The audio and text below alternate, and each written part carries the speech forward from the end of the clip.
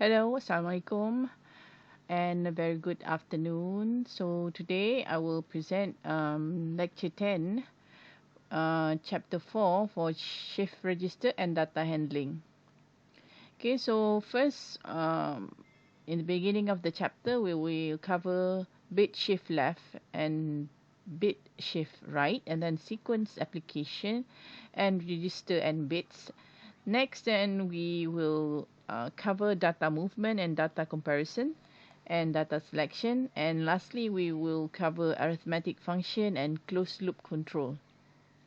All right. Okay, so what is shift register?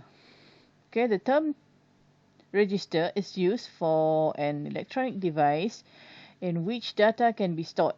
Okay, an internal relay is such a device. So the shift register is a number of internal relay that group together that allows stored bits to be shifted from one relay to another.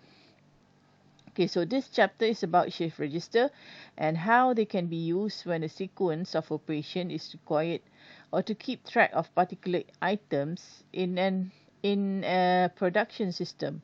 So a register is a number of internal relays that group together, normally in 8, 16 or 32 bits. Okay, so each internal relay is either effectively open or closed, and these states being designated by 0 and 1, or off or on.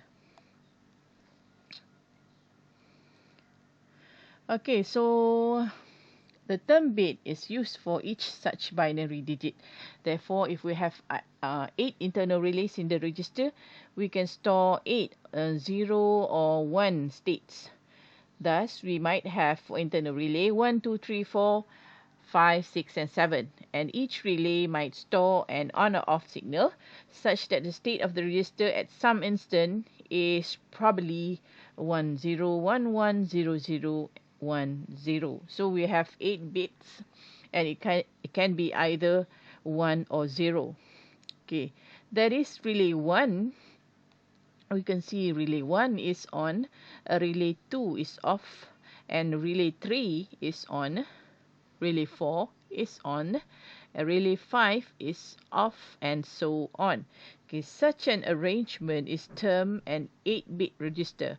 So registers can be used for storing data that originate from input sources other than simple single on or off devices such as switches. Okay, so when the shift register, it is possible to shift stored bit. Shift register required 3 inputs. 1 to load data into the first location of the register. 1 as a command to shift data along by one location, and the other one is to reset or clear the register of data. To illustrate this idea, consider the following situation when we start with an 8-bit register in the following state: 10110010. So suppose we now receive the input signal 0. This is an input signal to the first internal relay. Okay, so this is an example. If we input a 0 here to this input 10110010, then if we receive the shift signal, the input enters to the first location in the register, and all the bits shift along one location. Okay, so this one is put at the highest bit, and then all the bits are shift to the right. Okay, so the last bits that it's at the rightmost will overflow and is lost. Therefore, it will replace by 0, 1, 0, 1, 1, 0, 0, 1. Okay, so we have an overflow of 0. Thus, a set of internal relay that were initially on. Initially, it was on, off, on, off, off, on and off will now be off, on, off, on, off, off, on. Okay? Okay, so the grouping together of internal relays to form a shift register is done automatically by a PLC. When the shift register function is selected with the Mitsubishi PLC, this is done using programming code SFT against the internal relay number that is to be the first in the register array.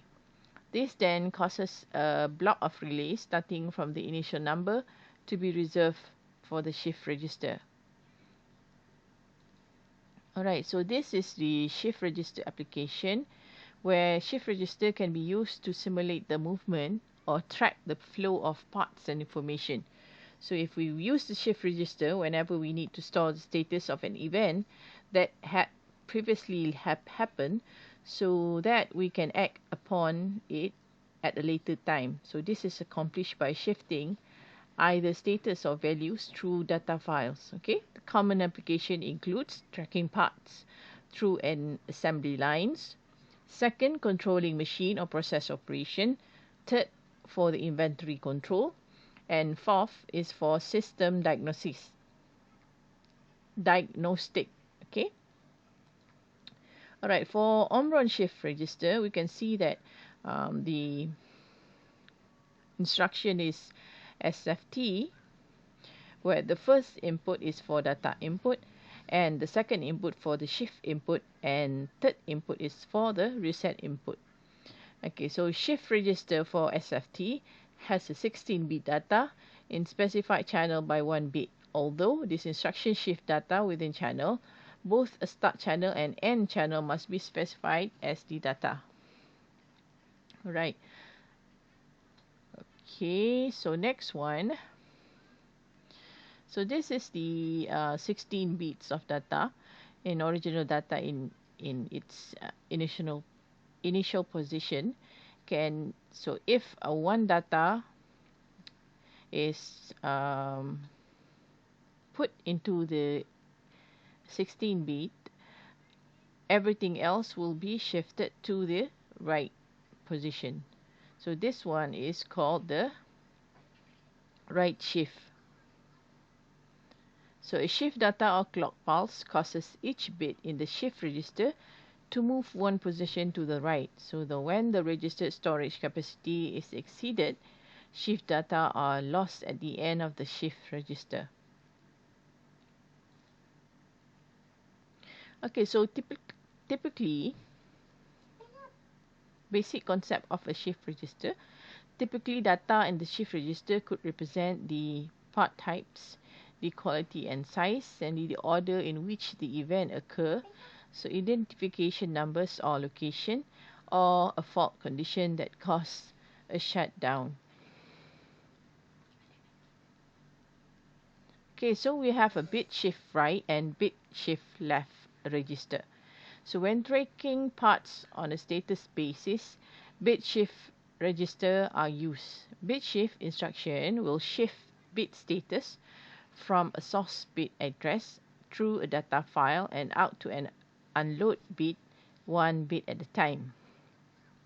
There are 2 bits instruction, which is a bit shift left, and which shift bit status from a lower address number to a higher address number through a data file.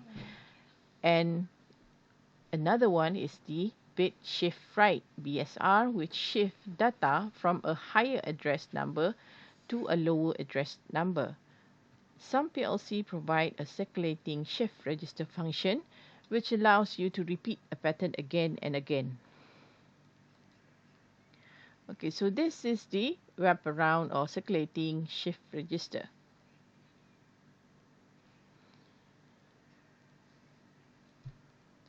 Okay, when working with a bit shift register, each bit is identified by its position in the register.